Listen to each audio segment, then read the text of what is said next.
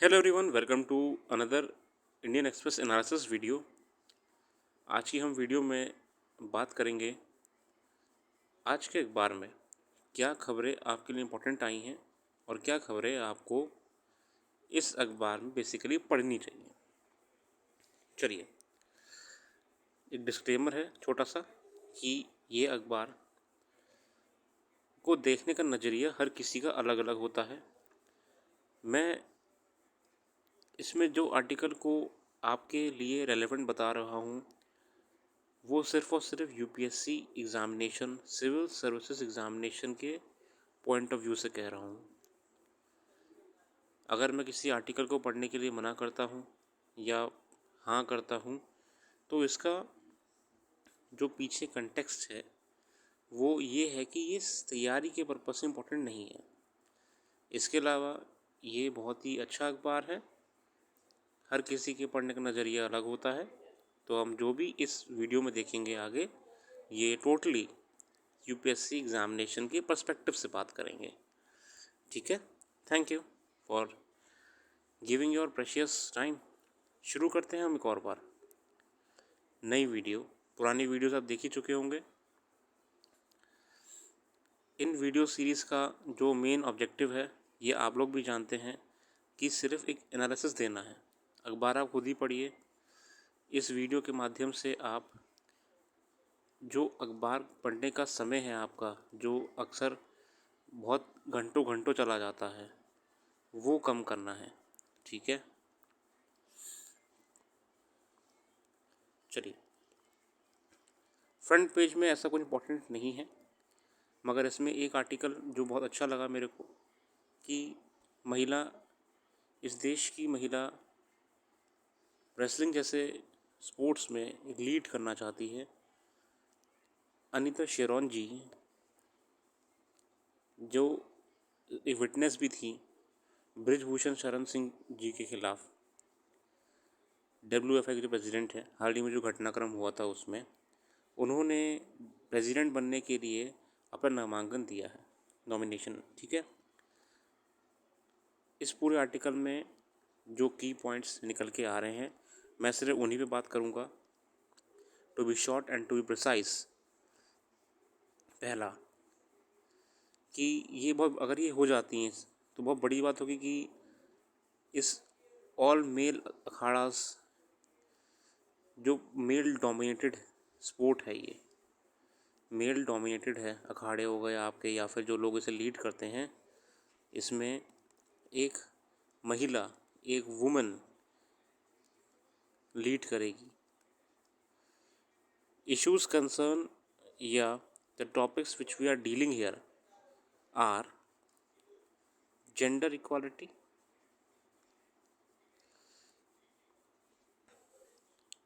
women empowerment,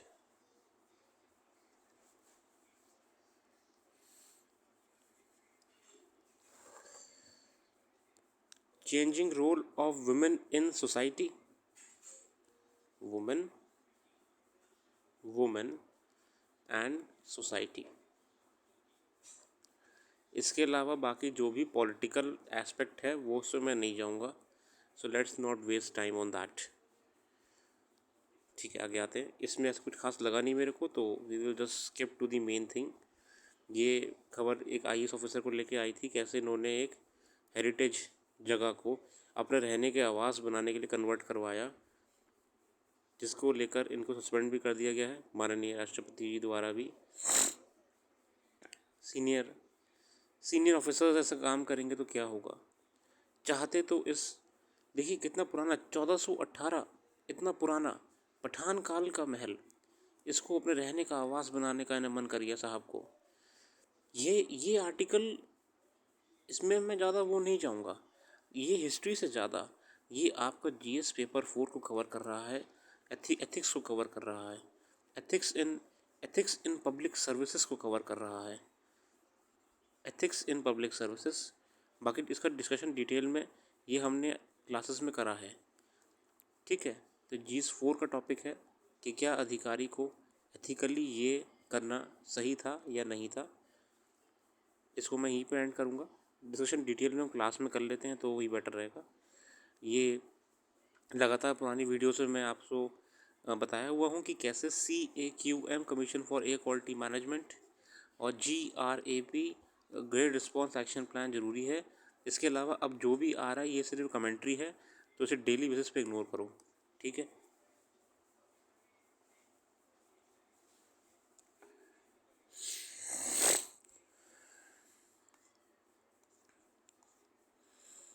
नीचे आ जाएंगे। ये एक बहुत अच्छी न्यूज़ है। न्यूज़ में अच्छी बात क्या है, जापान में टूरिज़्म को बढ़ाने के लिए फिर से पता स्टेशंस में क्या करा है, कंप्यूटर टेक्नोलॉजी AI की मदद से ट्रांसलेशन सॉफ्टवेयर्स लगाए गए हैं। अगर मान लीजिए आपको किसी को ये पूछना है कि क्या आप मेरे को how hello do you have a स्यूका कार्ड टू बाय, ठीक है, ये कुछ पूछ रहा है, तो अब ये बंदा जापान का है, इसे इसे क्या आता है, इसे जापानीज़ आती है, तो ये ट्रांसलेट ऑटोमेटिक्स कंप्यूटर कर देगा कि बोलना क्या चाह रहा है। फिर जो ये बोलेगा यहाँ पे आ जाएगा। देखो बेसिकली ये रियल टाइम ट्रांसलेशन सॉफ्टवेयर है। ये ग्लोबल टूरिज़्म के लिए अच्छा है, ठीक है। हम इम्प्लीमेंट कैसे कर सकते हैं, हम इसको इम्प्लीमेंट कर सकते हैं कि हम अपने टूरिज़्म सेंटर्स जो हमारे हैं, जो सिटीज़ हैं, वहाँ पे हम स्टेशंस में या टूरिस्ट सर्विस पॉइंट में ऐसे सॉफ्टवेयर्स को इंस्टॉल करवाएं कि कोई भी टूरिस्ट अगर कोई हेल्प जानना चाहे, जैसे मान लीजिए कि कई बार क्या होता है कि उनको नहीं पता होता है कि कहाँ जाना है, कौन सी जगह अच्छी है, कौन सी जगह ख़राब है, या फिर जो भी सर्विस प्रोवाइडर डील कर रहा है उनसे, टैक्सी ड्राइवर हो या कोई भी हो, क्या बोलना चाह रहा है।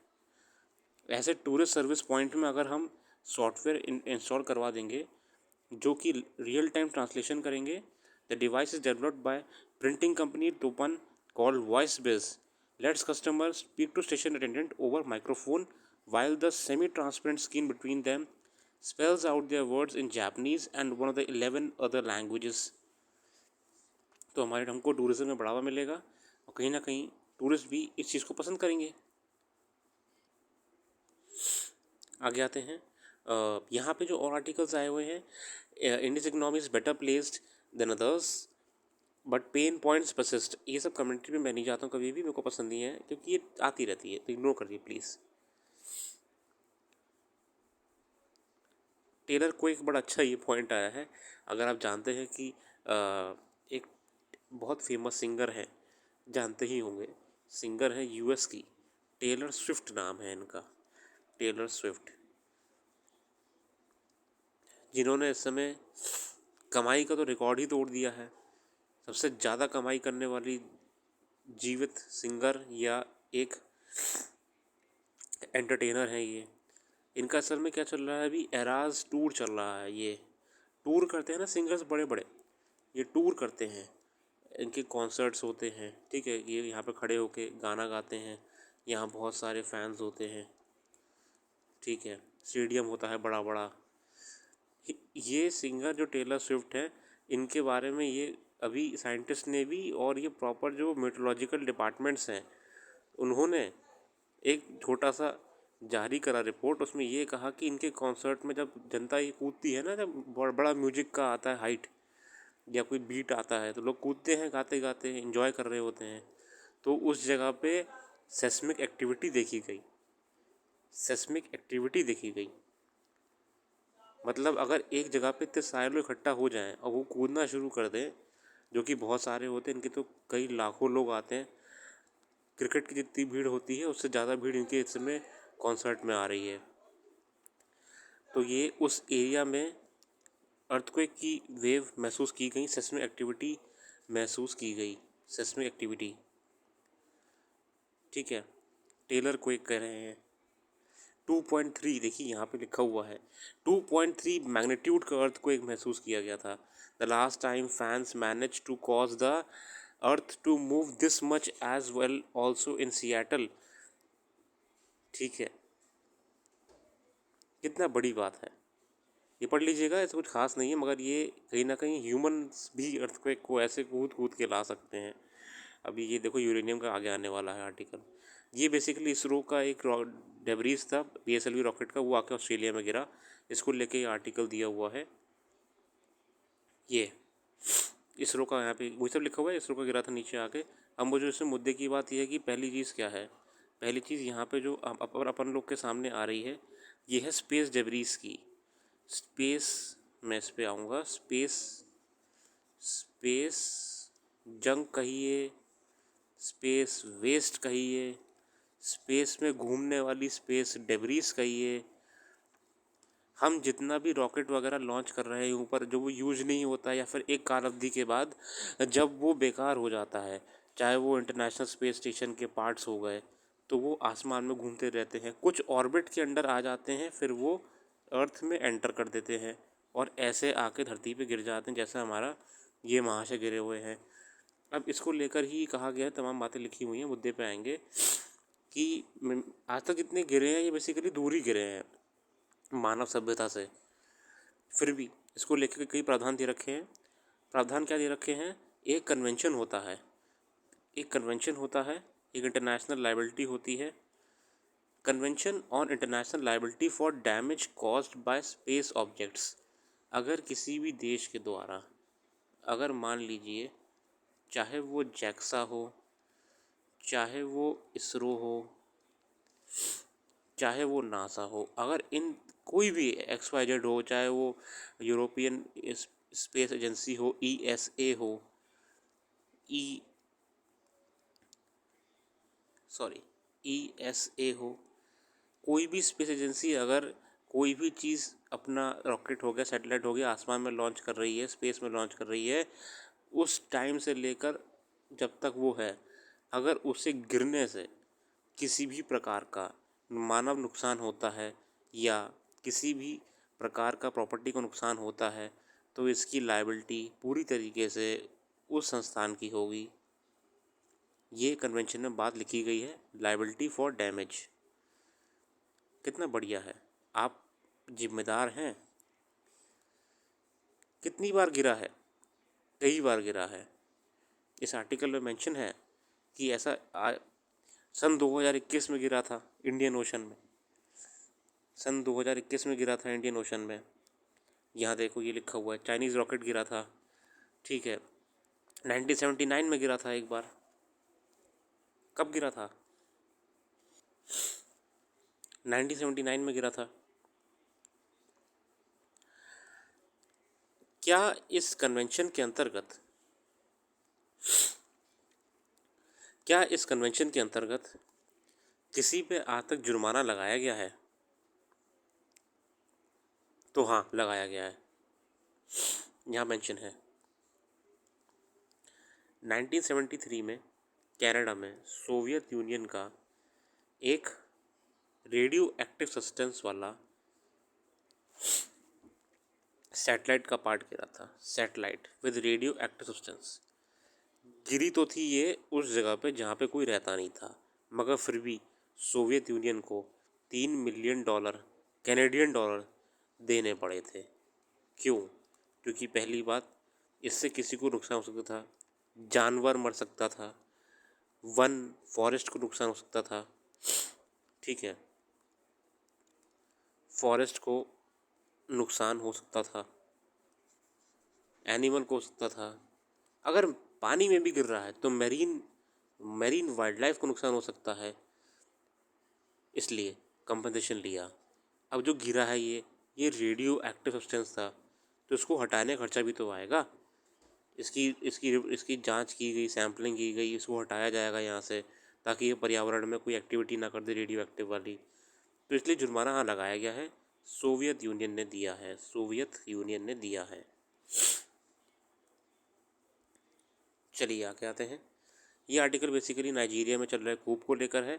इस आर्टिकल में मेंशन किया गया है आपका कैसे फ्रांस, US और तमाम देशों के आर्मी यहाँ मौजूद है।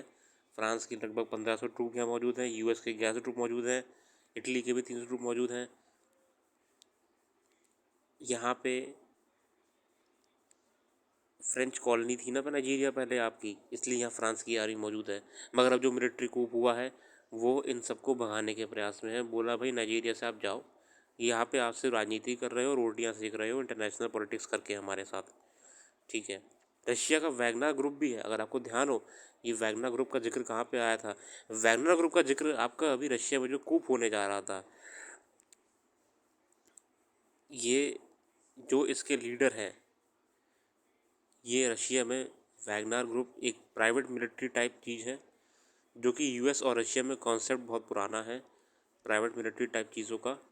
तो ग्रुप होते हैं, ये पूरे आर्म्ड होते हैं, सब ट्रेनिंग इनको होती है, कुछ तो एक्स आर्मी वाले ही होते हैं। तो कूप हालांकि हुआ नहीं था, कुछ टर्म्स हो गए थे रशिया में, उन टर्म्स के अंतर्गत कूप रोक दिया गया था। मगर ये प्रॉपरली एक ज़माने में जो आदमी रशिया में पुतिन सर, जो वहाँ पर पुतिन है, रशिया के चीफ हेड हैं, उनको उनका लेफ्ट हैंड माना जाता था, राइट हैंड माना जाता था। आज वह कूप कर रहा था। यहाँ पे जिक्र उसी ग्रुप का हो रहा है। ग्रुप क्या हो रहा है कि ये भी यहाँ मौजूद हैं, ठीक है। इनका टेलीग्राम चैनल भी है। सोचिए, अपन लोगों का करंट अफेयर का टेलीग्राम चैनल होता है, कोचिंगों का टेलीग्राम चैनल होता है, इन लोग का भी टेलीग्राम चैनल होता है। ये लोग क्या बोलते होंगे, join us on Telegram channel. चलिए, जोक्स अपार्ट। तो ये पढ़ लीजिएगा, कुछ इसे ट्रूप्स का ही कहा गया है। US embassy in Naomi is the pentagon state department have provided Nigeria more than 500 million equipment and training in 2012। एक तो यूएस पता नहीं क्यों जहाँ जहाँ पे भी ट्रेनिंग और असलहा प्रोवाइड करा देती है, वहाँ वहाँ पे कहीं ना कहीं प्रॉब्लम देखने को मिलती है। चलिए, नो कमेंट्स ऑन दैट। ये यूरेनियम को लेकर नाइजीरिया बड़ा इम्पोर्टेंट है, क्योंकि नाइजीरिया ने अभी फ्रांस को यूरेनियम देने से भी मना कर दिया है, जो मेन मुद्दा अब आ रहा है। पहली बात तो फ्रांस को लेकर नाइजीरिया के जो ये मिलिट्री है, ये नाराज़ भी बहुत है, जो कूप कर रही है, और उन्होंने फ्रांस को यूरेनियम देने से मना कर दिया है। और यूरेनियम देने से मना कर दिया कि नाइजीरिया बहुत बड़ा प्रोड्यूसर्स में गिनती होती है इसकी। ऑस्ट्रेलिया, कजाकिस्तान, कनाडा, रशिया के बाद नाइजीरिया का जिक्र आ रहा है, ठीक है। यूरेनियम यहाँ से तभी फ्रांस यहाँ पे मिलिट्री भी लगाई हुई है अपनी, ठीक है। बहुत सारे इंटरेस्ट मौजूद होते हैं एक क्षेत्र में। तो यूरेनियम को लेके आपको डेटा अगर चाहिए होगा तो ये डेटा है, ये वर्ल्ड न्यूक्लियर एसोसिएशन का डेटा है, तो ये जेन्युइन डेटा है आपके सामने। यूरेनियम में वर्ल्ड नंबर ऑस्ट्रेलिया 1 है, कजाकिस्तान। ये डेटा इंपॉर्टेंट है, चाहे स्टेट पीसेस की तैयारी कर रहे हो या कोई भी कर रहे हो, ये 4 याद कर लो। पहली बात तो top uranium producing countries, Australia, Kazakhstan, Kaza, ऐसे कर लो, काजाक, कैना, रशिया, ठीक है। थोड़ा राइमिंग, कैना, कजाक ऐसे कर शॉर्ट में कर दो, जल्दी याद हो जाता है, ठीक है। ऐसे याद कर लो।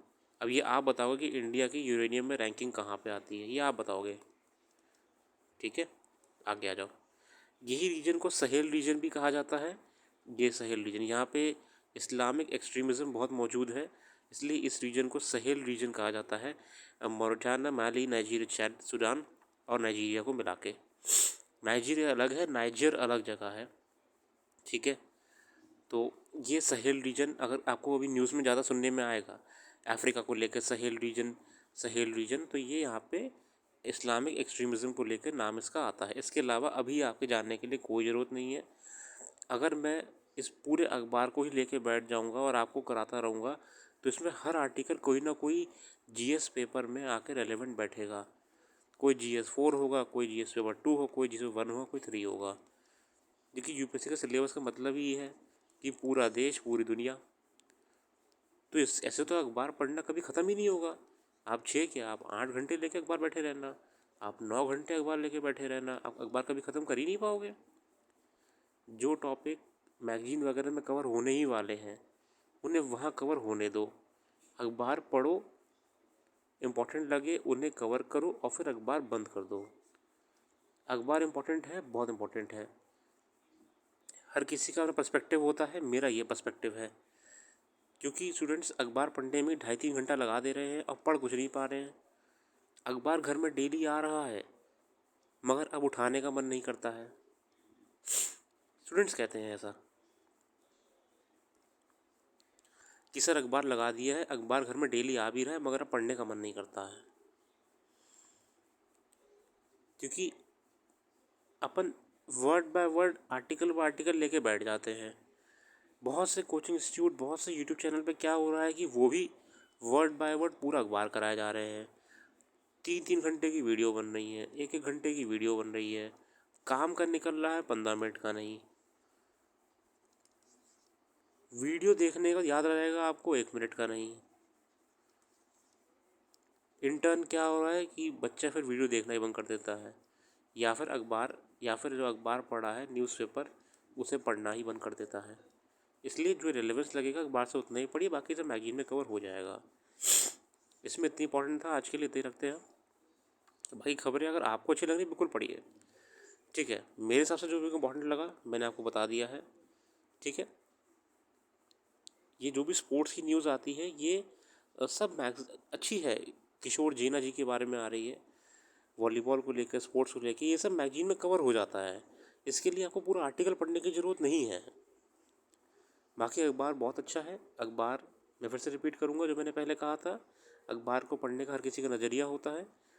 अभी के लिए समय आपके पास कम है, आपको जीएस प्रीलिम्स की पढ़ाई करनी होती है, जीएस मेंस की पढ़ाई करनी होती है, तो आप अपना समय जितना यूटिलाइज़ करो, बचा के एक स्ट्रैटेजी के साथ इस्तेमाल करो, उतना बढ़िया रहेगा, ठीक है। अब देखो ये देखो कितना बढ़िया आया है ये। अब इसमें आप अप्लाई करो, वो आपके ऊपर है, एलिजिबिलिटी है, मगर आप इसी बहाने क्या करना है ना, आज आप ब्रह्मोस के बारे में पढ़ना कि ब्रह्मोस के बारे में क्या है, ब्रह्मोस टेक्नोलॉजी क्या है उसमें, ठीक है। चलिए कोई इशू नहीं है, आज के लिए इतनी इंपॉर्टेंट रख रहे हैं हम। बाकी अगर आपको पसंद आ रहा हो, वीडियो अच्छा लग रहा हो, तो आप वीडियो को लाइक करिएगा और अपने साथियों में शेयर करिए। अपना कीमती समय देने के लिए बहुत बहुत धन्यवाद।